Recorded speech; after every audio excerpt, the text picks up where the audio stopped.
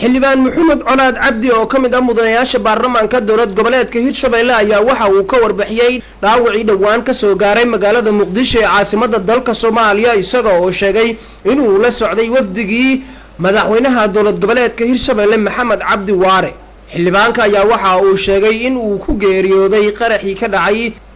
Hablood Korneel Xuseen oo ahaa saygii xildhibaan dahabo suusay oo kamid ah mudanayaasha baarlamaanka dowladda federaalka Soomaaliya. Anigu magacaydu waxa la yiraahdaa xildhibaan Muxumud Cabdi Hirshabeelle ka tirsan wafdi madaxweynaha la socdaan ahaa hase ahaatee habeenkii waa kala barinay madaxweynaha galabtiyaan soo baaday goob maagay anigu laamiga dhex socdo baabuurkana nin oo ii wado korneel as ii wado seedi aan laba gabdhood aan kala qabnay gabartana oo qaban ay xildhibaan ay tahay daba suusu ninka qabo waaye korneel waaye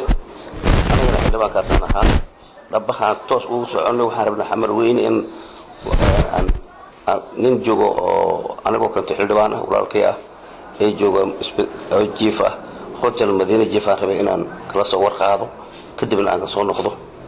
inta markaas marka maraayo xawtaaka marka maraayo ayaan waxaan arkay laba baabuur oo yar oo madax isla gadashay baabuur weyn oo